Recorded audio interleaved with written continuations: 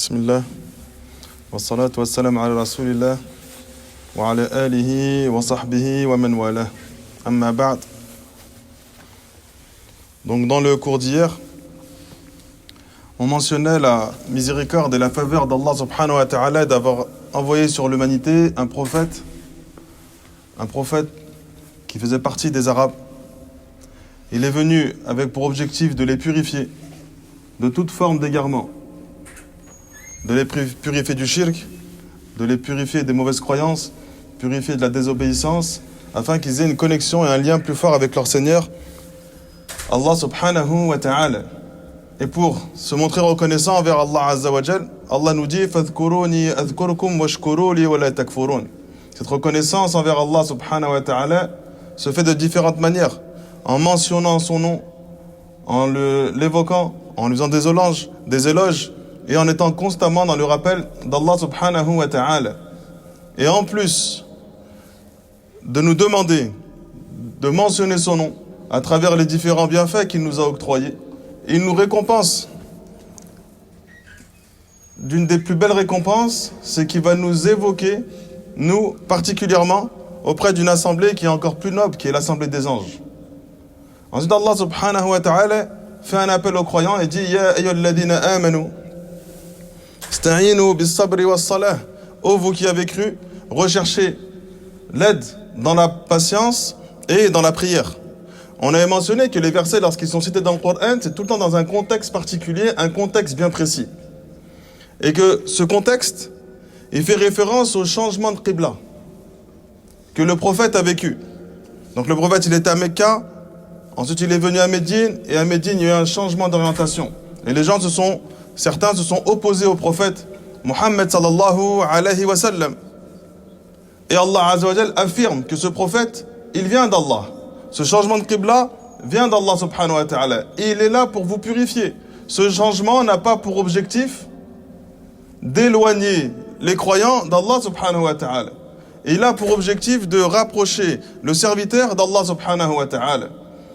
Et ce rapprochement avec Allah, il fait en le mentionnant, en étant reconnaissant envers ses bienfaits. Et lorsque tu vas subir des difficultés, des attaques, des reproches, des blâmes, des plaintes de la part des gens, recherche l'aide à travers des adorations. Comme la patience, parce que la patience, c'est ce qui va t'apprendre à persévérer. C'est ce qui va te faire accepter l'épreuve. C'est ce qui va te permettre de la surmonter. Et cette patience, on avait mentionné que c'est pas simplement tu restes dans une situation difficile sans rien changer. Ça, ce n'est pas de la patience. La patience, c'est mettre des choses en place et de patienter pour qu'elles apportent un résultat positif. Et dans chaque situation, le serviteur doit agir ainsi. Celui qui vit un mariage difficile, parmi les hommes ou parmi les femmes, faut pas qu'il se dise je reste ici, je patiente et un jour ça va changer. Sans mettre aucune chose en place pour que cela change. Et tu as des conseils de personnes qui disent patiente quoi? Je patiente pas, je suis en train de bouillir à l'intérieur. Jusqu'au moment où je dépasse toutes les limites d'Allah. Je me mets en colère, je suis violent, je suis agressif, je suis peut-être vulgaire. Parce qu'on t'a mis dans une situation, on t'a donné un conseil qui n'a rien à voir avec la patience. C'est de la torture, ça.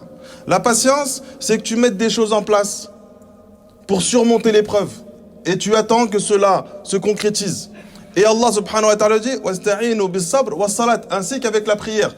La prière, c'est ce qui va te permettre de puiser la force pour te montrer patient. C'est ce qui va te permettre de rester connecté auprès d'Allah subhanahu wa ta'ala. C'est pour ça qu'Allah, il la rattache ces deux choses.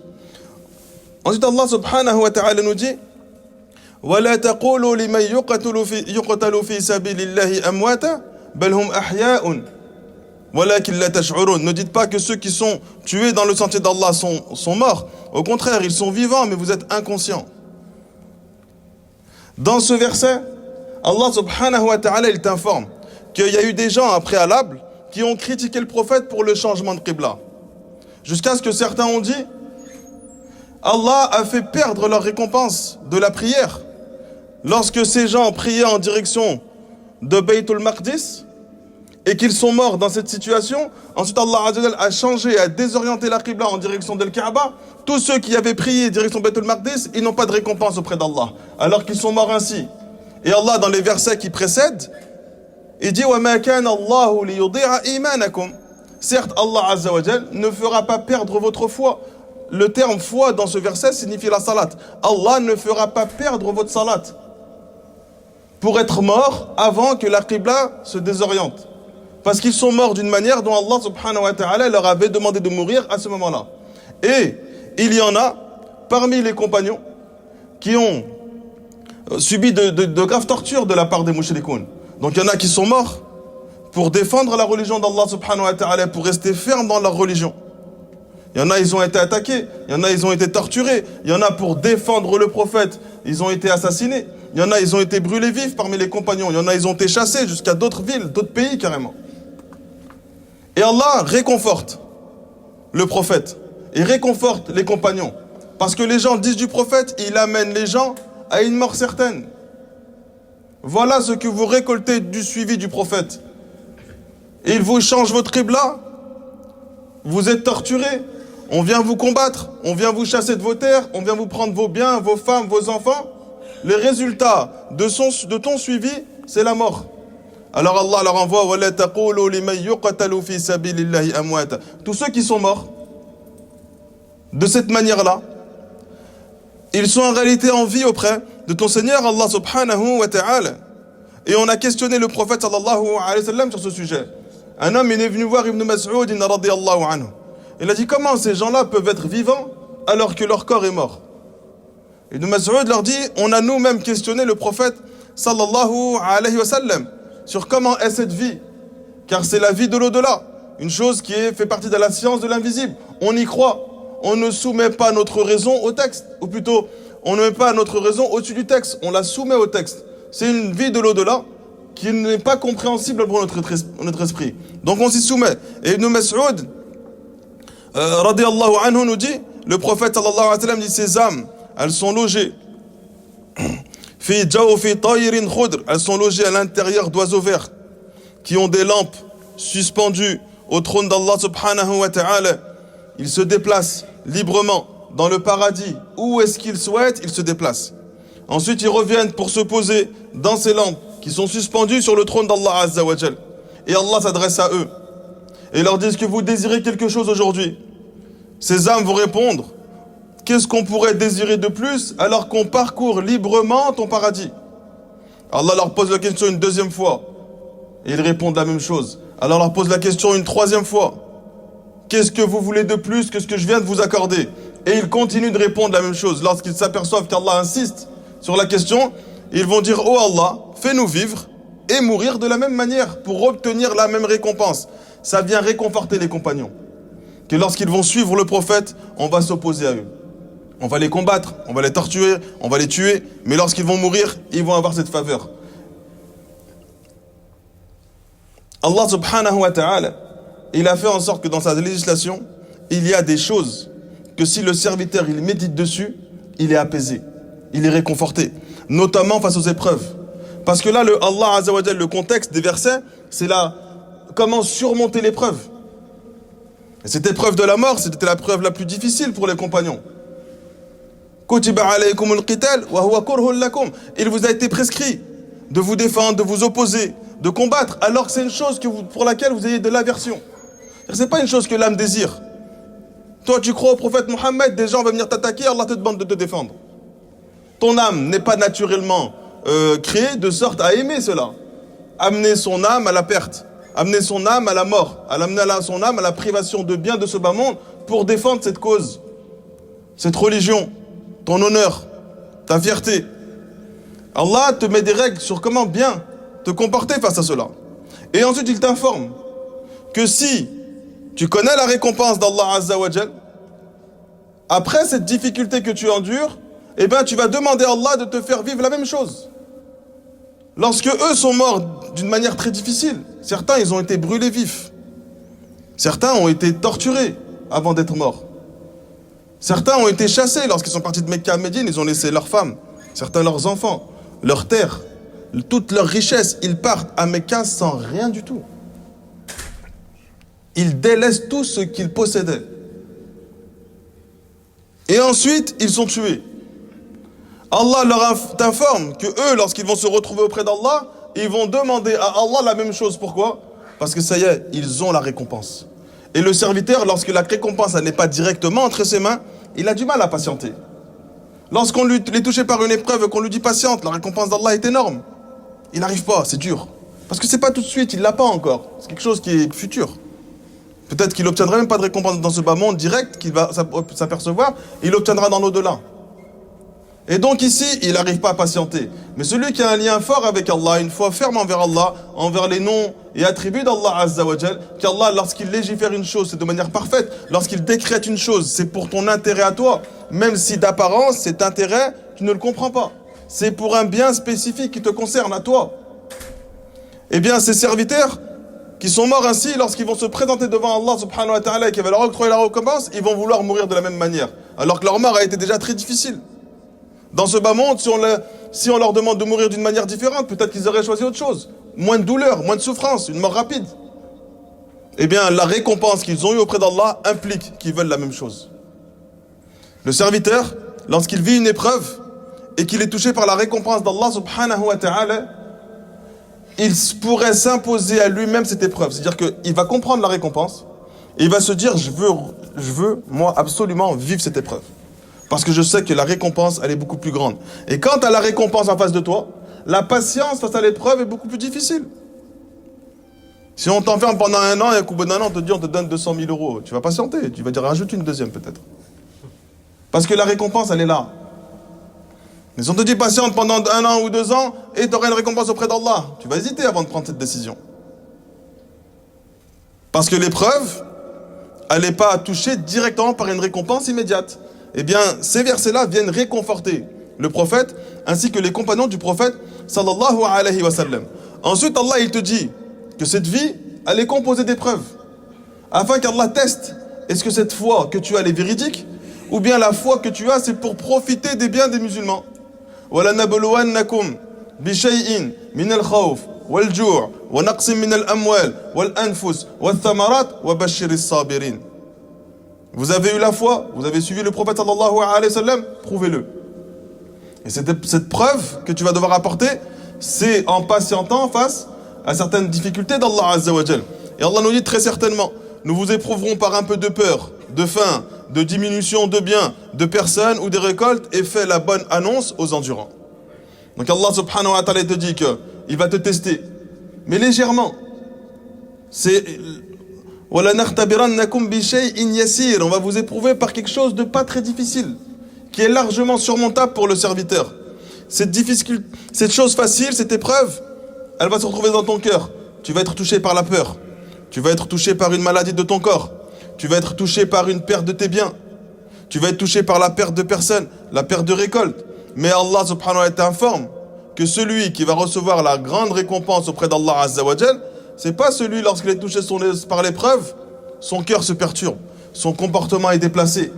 Il s'oppose au décret d'Allah subhanahu wa ta'ala, où il se met en colère contre une personne qui lui a causé du tort.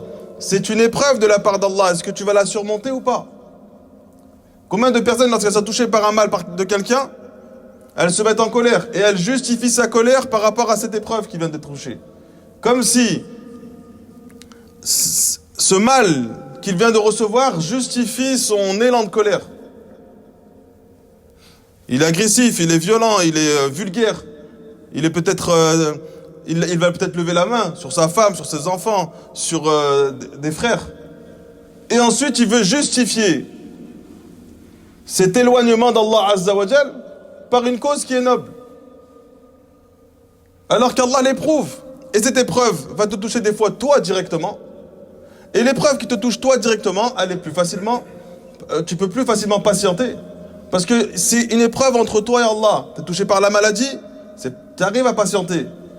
Une perte de biens, tu arrives à patienter. Parce que tu peux pas en vouloir à Allah. Il n'y a que celui qui est vraiment dans son cœur très éloigné d'Allah qui se met en colère contre Allah. Mais un frère qui aspire à être pieux et vertueux, il accepte. Il ne peut pas s'opposer à Allah Azza wa Jal. Et comme dit Cheikh l'Islam Ibn Taymiyyah rahimahullah ta'ala, il y a une autre épreuve qui est encore plus difficile pour le serviteur. C'est celle-là qui est dure à surmonter. Lorsque ce mal te touche à travers un frère qui est au même niveau que toi, tu peux largement prendre le dessus sur lui. Là, c'est là où tu reconnais la personne pieuse, la personne vertueuse, de celui qui a un cœur corrompu, un cœur perverti. Toutes ces épreuves viennent d'Allah Azza wa Jal. Donc Allah subhanahu wa ta'ala explique aux prophètes et aux compagnons comment se comporter face aux épreuves. Qu'est-ce qu'ils vont vivre comme difficulté quand ils vont être touchés par l'épreuve, par l'opposition des gens pour le suivi du prophète sallallahu alayhi wa sallam. Ensuite, il leur informe que c'est une chose qui est normale. Ne pensez pas qu'à cause de cette épreuve, vous êtes mal aimé d'Allah subhanahu wa ta'ala. Allah, il vous teste. Et ensuite, Allah dit « Wa bashiris sabirin » et annonce la bonne nouvelle aux patients. Annonce la bonne nouvelle à ceux qui se montrent endurants. Ensuite, Allah subhanahu wa ta'ala te donne les caractéristiques. C'est quoi cette bonne nouvelle? Qui va être touché par cette bonne nouvelle? Alors il te donne les caractéristiques de ceux qui se montrent patients. Alladhina idha asabathum musibah qalu inna lillahi wa inna ilayhi raji'un. Lorsqu'ils sont touchés par un malheur, ils vont dire certes, nous appartenons à Allah et c'est à lui que nous retournerons. Ce serviteur, il a une croyance véridique dans son cœur qu'il est un serviteur, un esclave d'Allah et qu'Allah c'est son maître. Il agit avec lui comme bon lui semble. Mais Allah, il n'est pas comme un être humain. Il n'a pas les émotions d'être humain. Allah, c'est un être parfait dans l'absolu. Il agit comme bon lui semble envers toi, qui est son serviteur, qui est son esclave, d'une manière encore meilleure que ce que toi tu aurais fait pour toi-même. Alors Allah Azza wa Jalla, il légifère des choses. Il prédestine des choses pour toi avec une miséricorde et une sagesse parfaite pour le serviteur. Eux, dans ce bas monde, ils vont être touchés par ces différentes épreuves. Chaque épreuve que tu touches fait partie d'un plan parfait d'Allah Azza wa Jal pour t'octroyer un bien. Encore faut-il que tu raisonnes à cela et que tu fasses les causes pour obtenir ce bien de la part d'Allah. Autrement, si tu agis d'une manière opposée, eh bien ça, en réalité, ce n'est pas un bien, c'est une punition d'Allah Azza wa Jal. Cette punition, elle comprend un bien. C'est que tu vas réfléchir et méditer sur le fait que tu dois revenir à Allah Azza wa Jal. Parce que ce qui a causé cette punition, c'est ton manque de connexion et de lien et de foi envers ton Seigneur, Allah subhanahu wa ta'ala. Et donc Allah Azza wa Jal t'informe que celui qui est touché par cette calamité, par cette épreuve, il doit avoir cette croyance. Et il doit prononcer cette parole. Nous appartenons, nous sommes à Allah. Il agit avec nous comme bon nous semble. Et nous reviendrons à lui. Nous allons exposer les comportements que nous avons eus lors de cette épreuve. Salama radiyallahu anha, elle nous rapporte une parole du prophète sallallahu alayhi wa sallam qui dit Ma min muslimin tusibuhu musibatun fayaqulu ma amarahu Allah. Il n'y a pas un serviteur, un musulman, quelqu'un qui est soumis à Allah, lorsqu'il est touché par une calamité, par une catastrophe, par une épreuve, et qui prononce ce qu'Allah nous a rendu obligatoire de dire Inna lillahi wa inna ilayhi raji'un. Allahumma ajurni fi musibati wa akhlif li khayran minha. Oh Allah, récompense-moi pour cette patience que j'ai eue face à cette épreuve et accorde-moi quelque chose de bien meilleur que ceci. Elle a dit falamma mata Abu Salama. Lorsque Abu Salama est décédé, radiyallahu anhu, elle a dit ayyul muslimin khayrun min Abi Salama. Quel musulman sur terre est aujourd'hui meilleur que Abu Salama? Elle s'imaginait pas qu'elle pouvait être mariée avec le prophète. Sallallahu alayhi wa sallam. Donc elle dit quel musulman peut être meilleur que lui? Quel homme aujourd'hui va être meilleur que Abu Salama pour que je puisse désirer me marier avec lui et espérer vivre heureuse avec lui après le bonheur que j'ai vécu avec Abu Salama. Alors elle dit j'ai prononcé cette parole Inna lillahi wa inna ilayhi raji'un. C'est à Allah que nous appartenons et c'est vers lui que nous retournons. Allahumma ajurni fi musibati. Oh Allah, récompense-moi de ma patience face à la mort de Abu Salama.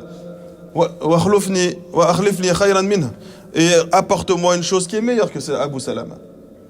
Allah subhanahu wa ta'ala légifère que le prophète va à la rencontre de Hatib ibn Abi Balta'a. Il dit va auprès de Salama et demande-lui de se marier avec moi. Salama, elle est heureuse, contente d'avoir un homme meilleur que son mari, le prophète Mohammed sallallahu alayhi wa sallam. Mais elle a des doutes. Et elle dit au prophète Inna li bintan wa ana ghuyur. Dis au prophète j'ai une fille et je suis une femme extrêmement jalouse. La cohabitation avec d'autres épouses sera difficile pour moi. C'est une chose qui est naturelle dans le cœur de la femme d'être jalouse.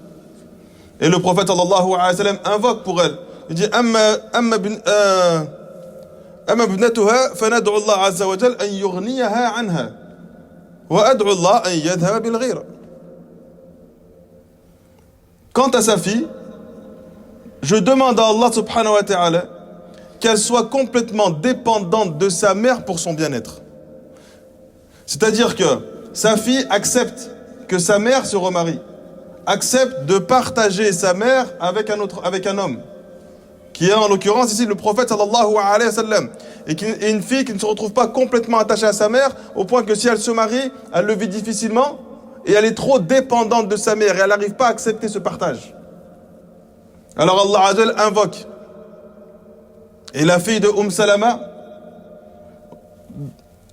reçoit une foi ferme de la part d'Allah subhanahu wa ta'ala pour elle aussi surmonter l'épreuve de la mort de son père et surmonter pour elle l'épreuve que sa mère se remarie. Et le prophète invoque pour qu'il apaise la jalousie de Salama. Et Allah exauce ses invocations.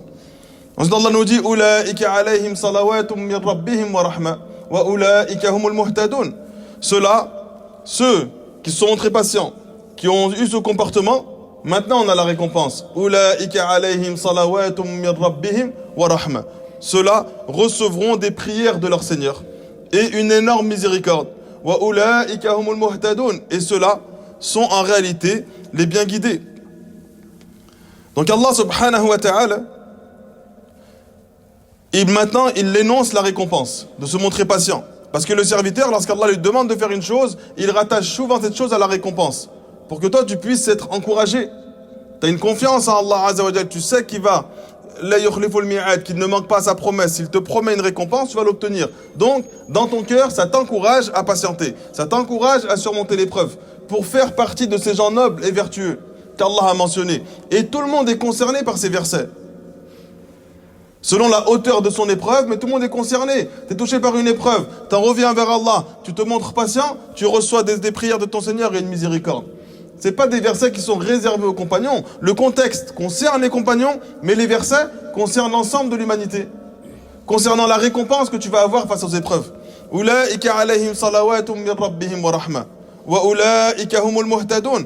Ces gens-là, ils vont recevoir une énorme récompense de leur Seigneur. Allah Azza wa Jalla va prier pour eux.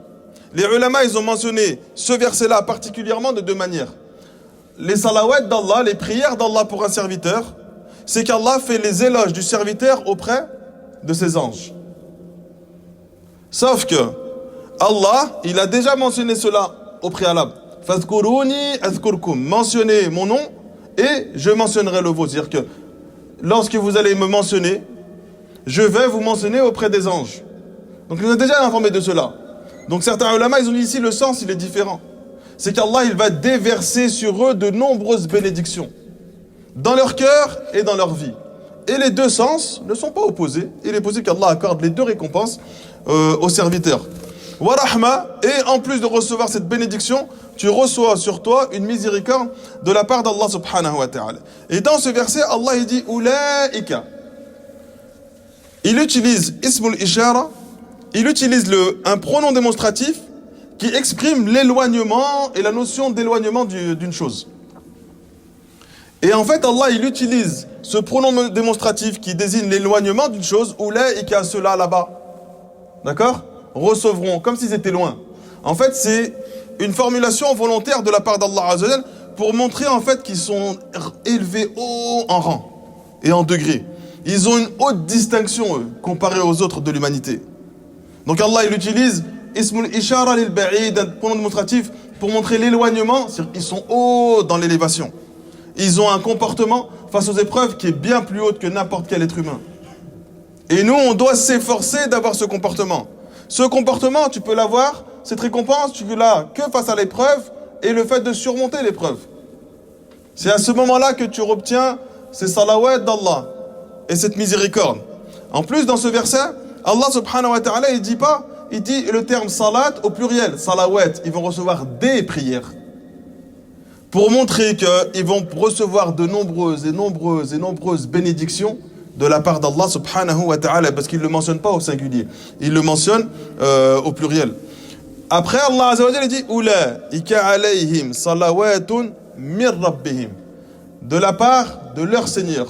Là, Allah azza wa jalla, il cite son nom qui est rattaché à sa seigneurie.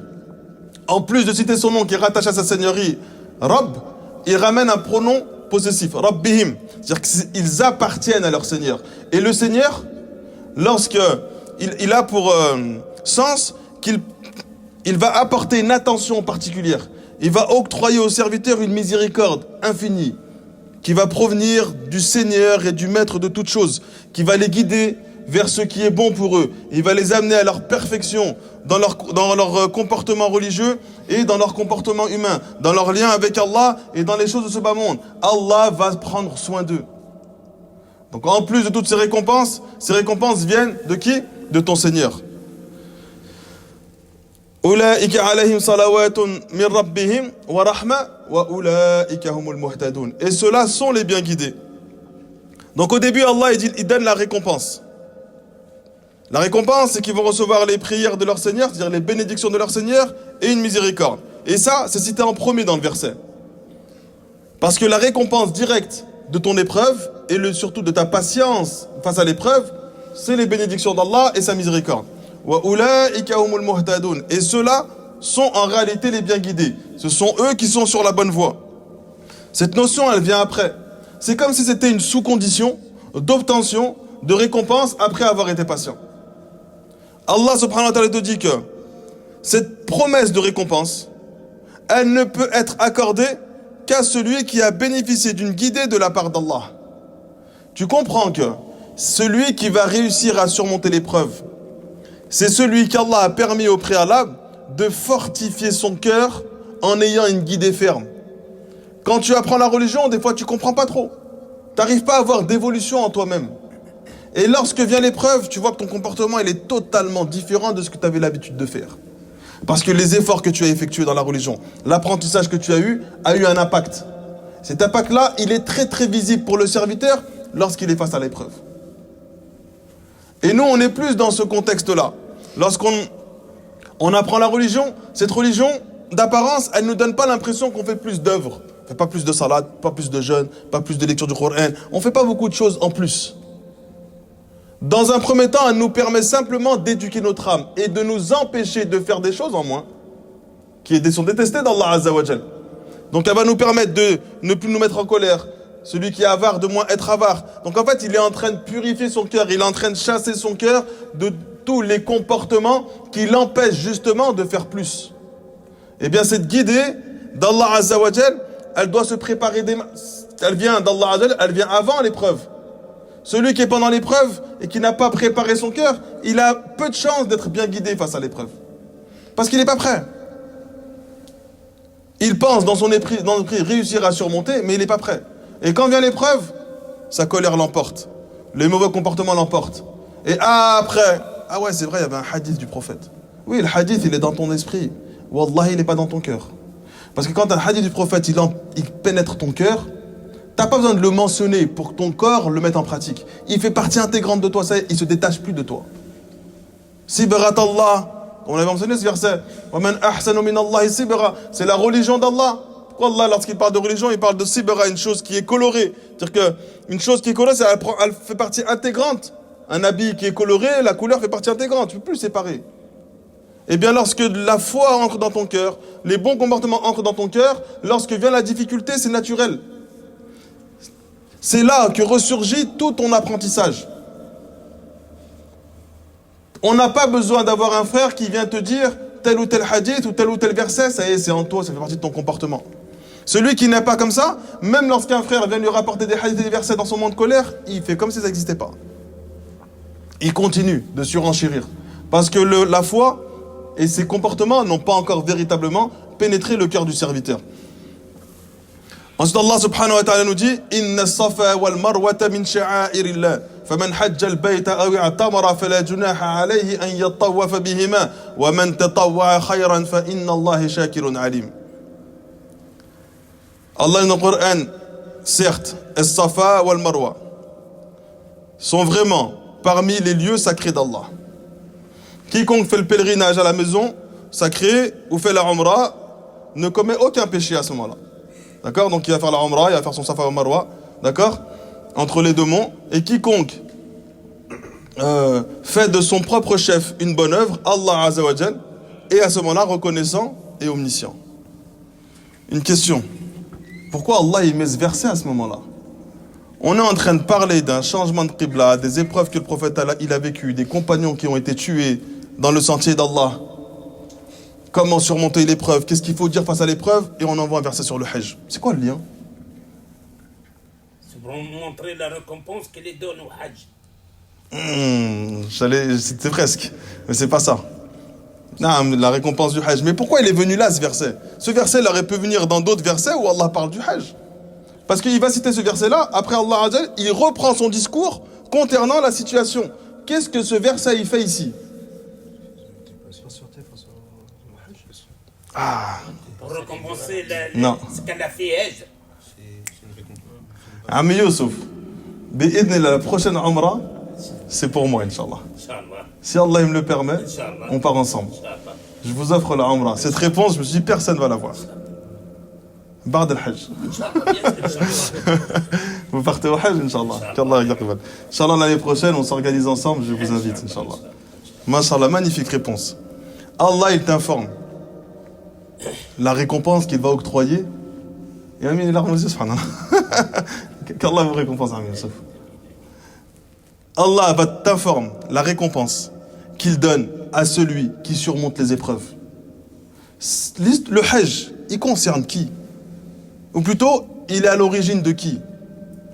Ibrahim, lorsqu'il construit la Kaaba, avec son fils Ismaïl, c'est là où a lieu les rituels du Hajj. Le prophète, lorsqu'il arrive avec l'islam, le Hajj existe déjà et les rituels existent déjà. Tawaf, ça existe, Safa Marwa, ça existe, tout existe. Parce que dans chaque rite du Hajj, il y a une histoire de Ibrahim, ou de sa femme Hajar, ou de son fils Ismaïl. C'est partie intégrante de leur histoire. Mais Allah le mentionne à ce moment-là pour une raison bien précise. Allah leur a envoyé une énorme épreuve. Il demande à Ibrahim de prendre son épouse Hajar ainsi que son fils Ismaïl et de les envoyer à Mecca, une terre aride, désertique, rocailleuse, il n'y a rien. C'est pas une ville encore. Et il la dépose toute seule avec un peu de dattes et un peu d'eau. Ibrahim se retourne. Hajar lui dit, est-ce que c'est ton Seigneur qui t'ordonne de faire cela? Ibrahim, il répond pas tout de suite et ensuite il acquiesce. Elle dit, si c'est Allah qui l'ordonne, alors je me place ma confiance en lui. Je sais que c'est un bien pour nous. Et elle patiente. Alors elle patiente quelques temps avec son fils. Après, elle a plus de quoi le nourrir, elle a plus de quoi s'abreuver. Elle commence à être un petit peu fatiguée. Alors elle court, elle fait les retours entre le mont Safa et le mont Marwa. Donc elle monte sur Safa, elle regarde à l'horizon si elle voit pas des caravanes ou des Arabes un peu plus loin qui sont en train de circuler pour leur solliciter de l'aide. Ensuite elle descend, elle court en direction de Marwa, elle fait la même chose à cette reprise. Et elle commence à être un petit peu effrayée pour son enfant. Et c'est là où Allah Azza wa Jal envoie Jibril pour leur indiquer de où se trouvait le lieu de Zamzam, du puits de Zamzam. Ensuite, elle s'abreuve de ce puits. Et Allah, dans le désert, on sait que lorsque les oiseaux tournent autour d'un point d'eau, et donc les Bédouins, les Arabes voient qu'il y a des oiseaux qui tournent autour d'un point d'eau dans lequel eux connaissaient cet endroit, ils savent que là-bas il n'y a rien. Alors ils envoient quelqu'un. Va toi voir ce qui se passe là-bas. Et quand il y va, il trouve Hajar avec son fils Ismaïl. Ils comprennent qu'ils peuvent maintenant de cet endroit-là faire un lieu de séjour. Alors ils viennent et ils profitent du puits de Zamzam. Et ils laissent le puits de Zamzam à Hajar, ça lui appartenait. Elle accepte qu'ils viennent qu'à condition qu'elle garde le puits. Et ils acceptent. Et donc, elle vit avec eux, elle vit auprès d'eux. Ismaïl est éduqué auprès des Arabes. C'est pour ça qu'il maîtrisait la langue arabe mieux que les Arabes eux-mêmes. Ensuite, Allah subhanahu wa ta'ala, il envoie Ibrahim pour régulièrement pour voir son fils Ismaïl. Et là, il lui envoie la révélation pour construire la Kaaba. Et ensuite, il lui envoie la révélation pour sacrifier son fils. Et Ismaïl, qui était encore jeune, dit à son père, fais ce qu'Allah t'a légiféré et tu me trouveras patient. Alors Ibrahim, il le ramène dans le mont qui est encore présent, on peut le voir pour ceux qui vont au Hajj ou en Umrah. Là où l'endroit où il est venu pour ramener son fils pour le sacrifier. Et il aiguise son couteau, il aiguise de sorte à ce qu'il soit le plus tranchant possible pour faire le moins de mal à son fils. Il le pose visage contre le sol, il ne veut pas voir son visage quand il le sacrifie. Allah, un énorme test de la part d'Allah. Et il passe le couteau. Le couteau ne tranche pas. Ismaïl se tourne vers son père et dit « Oh mon père, sois ferme !» Et la main dure. Et il repasse, ça passe pas. Il repasse, ça coupe pas. Et Allah envoie une révélation à Ibrahim. Il s'adresse à Ibrahim. Il a répondu positivement au test d'Allah Azza wa Jal. Allah fait descendre un bélier et il sacrifie le bélier. C'est pour ça on a ce sacrifice le jour du Eid. Eh bien Allah Azza wa Jal, cette récompense de cette patience fait quoi? Que tous les rites du Hajj que l'on a actuellement, de Ibrahim jusqu'à la fin des temps, sont en lien direct avec leur histoire et leur patience. S'ils n'avaient pas patienté, ils n'auraient pas été concernés par cette récompense. Et donc ce verset, en réalité, il est à sa juste place. Il t'informe maintenant, comme si te donne un exemple. Voilà un exemple de celui qui surmonte l'épreuve, qu'est-ce qu'il obtient comme récompense. Une faveur de la part d'Allah. Chaque récompense que l'on fait, chaque acte que l'on fait pour le Hajj, c'est pour eux. Comme s'ils en étaient récompensés avec toi. Parce que c'est eux qui sont à l'origine de ça. Et Ammi Youssouf, il a trouvé la réponse. Jazakallahu khayran. Ensuite, Allah subhanahu wa ta'ala nous dit إن الذين يكتمون ما أنزلنا من البينات والهدى من بعد ما بيناه للناس في الكتاب أولئك يلعنهم الله ويلعنهم اللاعنون. Certes ceux qui cachent ce que nous avons fait descendre. Là, Allah il reprend le contexte du prophète sallallahu alayhi wa sallam dans sa vie. Donc il y a un verset, on a l'impression d'apparence qu'il n'est pas à sa place. Après, Allah reprend le contexte. Et ça, c'est volontaire de la part d'Allah Azza wa Jalla. Allah, lorsqu'il parle du Ramadan, Shahr Ramadan, alladhi unzila fihi al-Qur'an, hudan lin-nas wa bayyinatin min al-huda wal-furqan. On a le verset sur le Ramadan. Donc Allah, il t'informe des règles du Ramadan. Ensuite, Allah, il dit, wa idha sa'alaka ibadi anni fa inni qarib, ujibu da'wata ad-da'i idha da'an. Lorsque le serviteur te demande après moi, dis que je suis proche de lui. Je réponds à l'invocation de celui qui m'invoque. Ensuite, Allah, il mentionne les règles du Hajj, du Ramadan. Il met ce verset et derrière il dit il reprend les règles du Ramadan. Ce verset là on pourrait comprendre qu'il n'est pas à sa place parce qu'Allah il est en train de parler du Ramadan. Forcément il devrait continuer le Ramadan. Après vos épouses vous sont permises les nuits du Ramadan. Mais avant, entre les deux il y a quoi? Entre les deux il y a il t'informe en fait que le mois de Ramadan son objectif principal, c'est l'invocation d'Allah.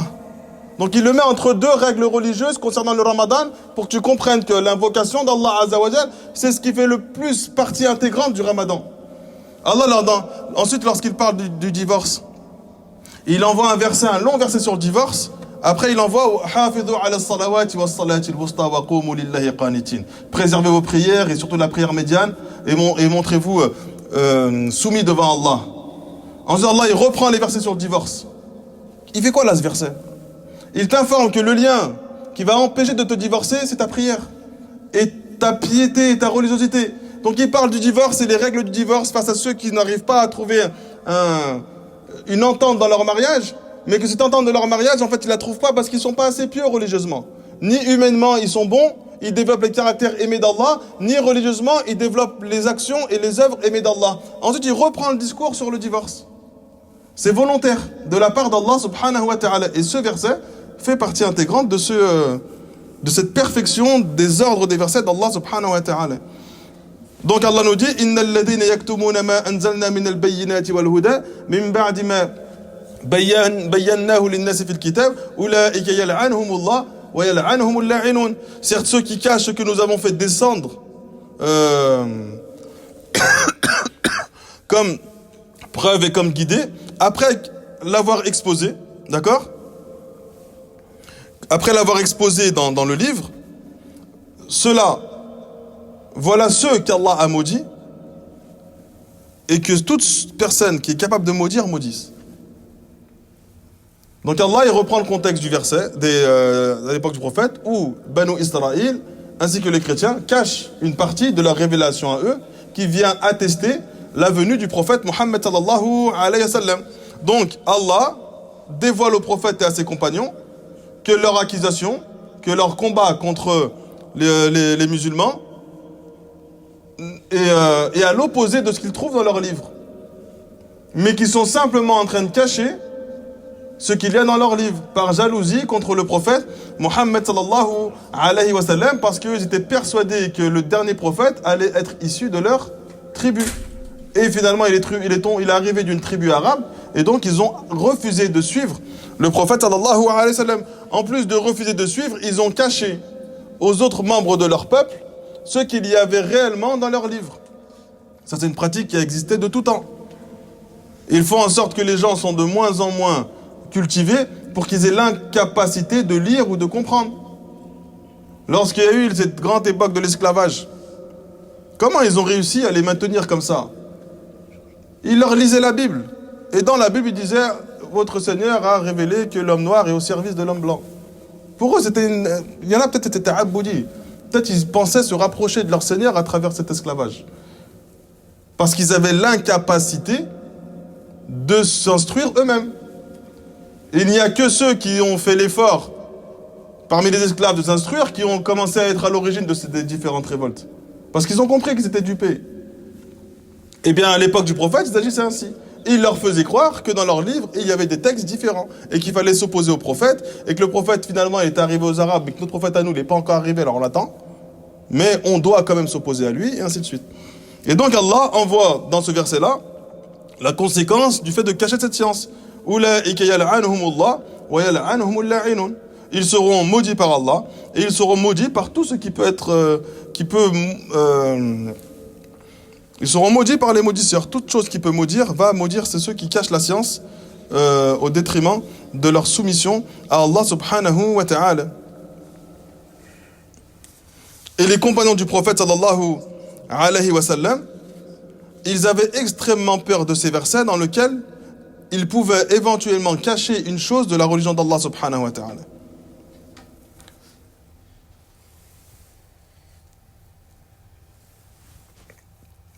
Abu Huraira, combien de temps il a passé Abu Huraira avec le prophète? 3 ans, 4 ans, un peu moins de 4 ans. 4 ans seulement. Et il a fait partie de ceux qui ont apporté le plus de hadiths du prophète sallallahu alayhi wa sallam. Et les gens se sont questionnés. Ils ont dit, oh Abu Huraira, pourquoi tu rapportes autant de hadiths du prophète alors que ceux qui ont vécu avec le prophète plus que toi n'ont pas fait? Alors il leur répond. Il leur a dit, lorsque le prophète est arrivé à Médine, tous les compagnons étaient occupés, soit par leur marché, soit pour rechercher la subsistance pour leur famille. Et du coup, ils n'ont pas tout le temps participé à la vie avec le prophète. Chacun était dans ses occupations. Moi, j'étais extrêmement pauvre. Je mangeais que ce que je pouvais manger. Donc la seule chose que j'avais à faire, c'était de rester avec le prophète. J'ai pas de commerce à entretenir, j'ai rien. Et donc, il passait son temps avec le prophète. Il a dit, et je mangeais ce que le prophète mangeait. S'il ne mangeait pas, je ne mangeais pas. Je n'avais pas les moyens. Et j'ai participé à la vie avec le prophète. J'ai appris des choses que les compagnons connaissaient déjà et qu'ils avaient oubliées. Et j'ai appris des choses que les compagnons ne connaissaient pas parce qu'ils n'ont pas tout le temps participé à la vie avec le prophète. Ceux qui ont rapporté le plus de hadiths du prophète, c'est son épouse Aïcha, parce qu'elle était constamment avec le prophète, et aussi ceux qui ont participé activement à la vie avec le prophète, dont Abu Huraira, en simplement 4 ans. Et il dit, la seule chose pour laquelle je vous mentionne ces hadiths, c'est ce verset qu'on vient de citer. S'il n'y avait pas eu ce verset, vous ne m'aurez pas connu. Je n'aurais jamais mentionné quoi que ce soit du prophète. Je serais resté dans l'anonymat. Mais étant donné que j'avais peur de cacher une science de la part d'Allah Azza wa Jal qui m'a été octroyée, alors je vous dévoile tout ce que j'ai entendu du prophète Muhammad sallallahu alayhi wa sallam.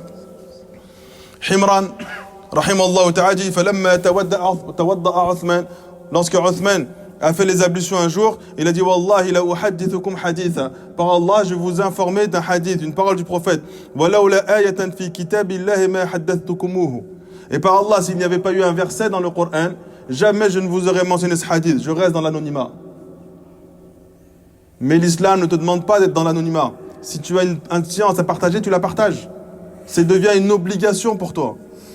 Et il dit Inni sami'tu Rasulallah, j'ai entendu le prophète sallallahu alayhi wa sallam dire La yatawadda'u rajulun fayuhsinu wudu'a. Il n'y a pas un homme qui fait les ablutions et qui parfait ses ablutions, thumma yusalli as-salat, et qui ensuite accomplit la prière, illa ghufira lahu ma baynahu wa bayna as-salati allati taliha, sans qu'Allah lui pardonne celle qu'il y a entre cette prière et la prière qu'il y avait avant.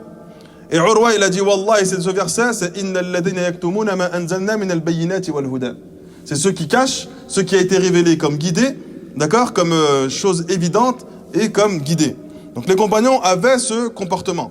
Et Allah Azza wa Jal, dans ce verset, il dit ensuite Ulaika yal'anuhumullah wa yal'anuhumul la'inun. Ceux-là sont ceux que Allah maudisse. Allah change la façon de s'exprimer lorsqu'il parle de lui. D'habitude, lorsqu'il parle de lui, il utilise quoi? Il dit nous. Quand Allah parle de lui, pour montrer son immensité, il dit nous, alors qu'il parle que de lui. Donc là, le verset aurait normalement dû être Nal'anuhum, nous les maudissons. Nous les maudissons et tous ceux qui peuvent maudire les maudissent. Mais Allah, dans ce verset, il change. Il dit ceux-là sont ceux qu'Allah les maudit, c'est la troisième personne. Comme si c'était quelqu'un maintenant qui parle au sujet d'Allah subhanahu wa ta'ala. Et ça, c'est volontaire. C'est pour montrer que Allah Azza wa Jal se détourne complètement d'eux. Et ils ne sont plus importants. Parce qu'ils cachent la science et donc Allah Azza wa Jal ne dit pas nous. Il va dire eux là sont ceux qu'Allah les maudissent. Ils sont plus importants. Deuxièmement, c'est en utilisant la formulation yal'anuhum, eh bien le nom d'Allah peut apparaître. Parce qu'on ne peut pas dire nous Allah maudissons. Il faut que tu changes la tournure pour que le nom Allah apparaisse. Ceux-là sont ceux que Allah maudisse. Pour montrer qu'ils sont normalement soumis à Allah. Et que c'est Allah qui est à l'origine de cette malédiction. Donc Allah, il change la façon la tournure de certaines phrases qui n'est pas dans l'habitude du Coran, volontairement pour apporter un sens encore plus fort et plus puissant dans la malédiction que eux vont recevoir. Illa alladhina tabu wa aslahu wa bayyanu fa ulaika atubu alayhim wa ana at-tawwabur rahim. Regardez, là la chose elle va redevenir différente. Sauf ceux qui se sont repentis, qui ont corrigé leurs fautes, qui ont déclaré clairement la vérité qu'ils ont cachée. De ces gens-là, je reçois le repentir, car c'est moi l'accueillant au repentir, le miséricordieux. Donc là, Allah Azza wa Jal, il t'informe que ce n'est pas tous ceux qui ont caché la science qui vont recevoir cette malédiction. Ce sont ceux qui ont caché la science et qui sont morts ainsi. Mais ceux qui se sont repentis, qui ont corrigé leurs fautes et qui ont démontré aux gens l'erreur dans laquelle ils étaient, alors eux, ils ont rempli les conditions. Lorsque tu fais une erreur, il faut que tu agisses de cette manière-là. Tu te repens, tu corriges, et si tes erreurs s'est répandue, tu la dévoiles aux gens. Tu reconnais. C'est pas tu fais du mal à un frère et tu fais tawba dans ta douche, ouais mais je me suis repenti. Non, il faut que tu montres. Tout le monde a vu que tu lui as fait du mal à lui. Maintenant, montre que tu corriges cette erreur. Montre que ce frère-là, il n'est plus dans ta ligne de mire. Montre que ce que tu as fait envers lui, c'est une injustice envers lui. Combien de frères ils font ça? Ils font des trucs de fou et après ils font une tawba en cachette. Et puis après quand tu dis mais t'as fait des erreurs, ouais mais j'ai fait tawba, mais t'as fait où? T'as fait une erreur sur le minbar, tu corriges sur le minbar. T'as fait une erreur ici, tu corriges ici. Tu fais pas tomber à culpa dans la rue là devant les frères. Ouais j'ai dit que l'autre il a fait une erreur mais en fait je crois que je me suis trompé. Non, t'as parlé, tu viens t'asseoir. Et tu réexprimes. إلا الذين تابوا وأصلحوا وبينوا فأولئك أتوب عليهم وأنا التواب الرحيم. Donc Allah, ceux qui agissent ainsi sont أولئك أتوب عليهم. Allah dans ce verset, il dit encore أولئك, ceux-là, il exprime encore la notion d'éloignement. D'accord?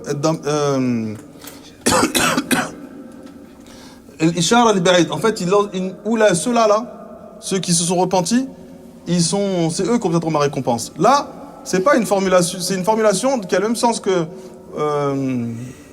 où Allah Azza wa Jalla mentionne qu'ils vont être haut en rang grâce à leur patience. Et ben c'est pareil.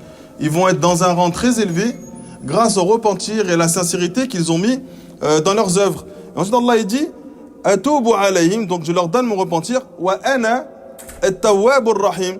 Allah dans ce verset là, il fait pas comme il a fait il ne dit pas ce qu'il a dit pour ceux qui ont caché la science. Comme si c'était quelqu'un qui parle à la troisième personne. Eux là, ce sont ceux qu'Allah a maudits. Alors que c'est Allah qui parle. Quand il parle du repentir, il dit quoi? Je leur accorde le repentir. Je leur permets de se repentir et je leur accorde le repentir. Et c'est moi, At-Tawwab Ar-Rahim, qui est le accueillant au repentir et le très miséricordieux. Il a utilisé une formulation différente pour montrer que eux, ils ont une proximité avec Allah Azza wa Jal. Et que cette faveur qu'ils ont obtenue, elle vient d'Allah subhanahu wa ta'ala. Et Allah s'adresse directement, parle directement en parlant de sa personne, d'accord, à la première personne pour montrer qu'il les privilégie par ce repentir qui vient directement d'Allah subhanahu wa ta'ala. Donc celui qui maîtrise le Coran ou qui apprend le Coran et qui apprend le tafsir, lorsqu'il va le lire, il va avoir toutes ces notions. Il ne va pas simplement voir un pronom démonstratif comme ça qui est placé ici. Il va comprendre. Et en fait, le Coran va avoir un impact totalement différent dans son cœur. Les compagnons le comprenaient naturellement de cette manière-là. C'est nous maintenant qui avons besoin d'explications parce qu'on est devenus des personnes qui n'ont pas une grande compréhension de la langue arabe. Et qu'on a beaucoup de manquements dans la compréhension de la religion et dans la raison pour laquelle chaque verset a été révélé. Donc on a besoin d'expliquer des heures et des heures chaque verset. Mais les compagnons comprenaient cela naturellement. C'est pour ça qu'il a eu un grand impact sur leur cœur. Il y en a ne comprennent pas. Mais comment ce Coran-là, il peut changer la vie des gens? Parce qu'ils comprenaient toutes ces notions. Et c'est pour ça que les Arabes, qui étaient les maîtres de l'éloquence à leur époque, ont compris que cette parole du prophète ne venait pas d'un être humain. Eux, ils n'ont pas réussi à apporter toutes ces subtilités, toutes ces notions. Ils n'ont pas réussi à atteindre ce niveau d'éloquence. Il est venu d'un homme illettré, qui n'était pas connu pour être un grand poète, qui n'est même pas connu pour lire ou écrire, et qui est venu avec cette révélation de la part d'Allah subhanahu wa ta'ala. Ensuite, Allah nous dit Innal ladina kafaru wa matu wa hum kuffar ulaika alayhim la'natullahi wal malaikati wan nasi ajma'in. Ceux qui ont mécru et qui sont morts tout en étant mécréants, eux recevront la malédiction d'Allah, des anges et de chaque chose vivante sur terre. Donc là, Allah il réitère. Au début, il te dit ceux qui cachent la science, ils vont subir la malédiction d'Allah. Ensuite, il apporte une exception. L'exception, c'est pour celui qui se repent. Ensuite, il reprend le discours. Par contre, celui qui ne se repent pas, la malédiction, elle reste lui. Elle ne s'annule pas. Elle est toujours présente, elle est toujours permanente. Et elle ne se détache jamais de ce serviteur. Et Allah subhanahu wa ta'ala, dans ce verset, il dit « Ceux-là obtiendront la malédiction d'Allah ». Cette malédiction d'Allah signifie qu'ils vont être complètement chassés de la miséricorde d'Allah. Ils ne peuvent plus être touchés par la miséricorde d'Allah. Tant qu'ils ne reviennent pas. Et s'ils meurent ainsi, ils ne peuvent plus être touchés par la miséricorde d'Allah subhanahu wa ta'ala. Ainsi que les anges et de tout ce qui existe sur terre. Pourquoi Allah il mentionne les anges et tout ce qui existe sur terre? Parce que les êtres humains vont les maudire, les animaux vont les maudire, toute chose qui comprend qu'il faut être soumis à Allah, maudit ces gens-là. Un mécréant maudit le mécréant qui cache la science. Et en enfer, ils se maudiront les uns les autres pour chaque péché qu'ils ont. Et chacun va penser que c'est la faute de l'autre. Tout le monde les maudit sans exception. Il n'y a pas un être humain sur terre, musulman ou pas, qui ne maudit pas ces gens. Parce qu'ils ont reçu une révélation de la part d'Allah Azza wa Jal et ils ont falsifié, modifié, caché cette révélation. Et ils continuent perpétuellement de modifier la révélation d'Allah subhanahu wa ta'ala. Mais pourquoi Allah Azza wa Jal il ne se suffit pas de sa malédiction à lui? Pourquoi il mentionne les anges et il mentionne les êtres humains? La sienne suffit. Parce que ça touche tout le monde. Ça touche tout le monde. Les gens les plus nobles parmi les êtres des cieux vont les maudire. Et tous ceux qui sont sur terre vont les maudire. Parmi les gens les plus nobles, qui ont compris les révélations d'Allah Azza wa Jal, et en enfer, tout le monde va les maudire. À chaque fois qu'un groupe entre, il va maudire l'autre. Ça, c'est un des châtiments de l'enfer, on l'a mentionné. L'enfer, c'est pas simplement un châtiment physique, c'est même psychologique. Tout le monde te déteste. C'est une haine intense. Il n'y a pas de soutien, en fait. Tu n'as pas d'amis en enfer. Tes amis de ce bas monde seront tes ennemis en enfer. Tu es seul dans l'épreuve. Il n'y a personne qui peut te soutenir. Et le fait d'être tout le monde dans la même épreuve n'indique pas qu'à un moment donné, cette épreuve-là sera facile à supporter parce qu'on est beaucoup dans la difficulté. Ça n'existe pas auprès de notre Seigneur Allah subhanahu wa ta'ala.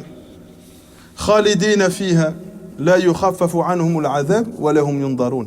Ils vont y demeurer éternellement. Allah ce châtiment ne leur sera pas allégé et on ne leur accordera pas de répit. Donc la conséquence directe de leur rejet du message du prophète et de leur propre message est qu'ils vont obtenir la malédiction d'Allah. Cette malédiction d'Allah fait qu'ils vont y demeurer éternellement. Ils vont demeurer éternellement où? En enfer. Mais pourquoi Allah ne mentionne pas l'enfer là? Khalidina fiha. Ils vont demeurer éternellement. C'est où qu'ils vont demeurer éternellement? Comment on comprend que c'est l'enfer là? C'est où qu'ils vont demeurer? Le fiha, le ha là, il revient à quoi?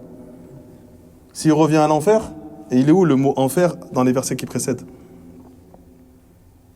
Donc là, pour ceux qui ont des légères notions d'arabe, Allah dit Khalidina fiha. Ils vont y demeurer éternellement. D'accord? Donc si on dit qu'ils vont demeurer éternellement en enfer, le ha là, il faut qu'il renvoie à quelque chose au préalable qui est l'enfer. Mais on n'a pas de verset qui parle de l'enfer au préalable. Dans la malédiction. Très bien, il ne restera pas de Ramana. Parce qu'il organise déjà, c'est pour ça que je dis ça. Khalidina fiha. Ils y demeurent éternellement dans quoi? Dans la malédiction d'Allah. Et cette malédiction d'Allah, étant donné qu'ils sont morts ainsi, les fait demeurer éternellement dans l'enfer d'Allah subhanahu wa ta'ala. Et dans cet enfer, ils n'auront pas, leur châtiment ne sera pas allégé et on ne leur accordera aucun répit. إلى هنا سبحانك اللهم وبحمدك لا إله إلا أنت أستغفرك وأتوب إليك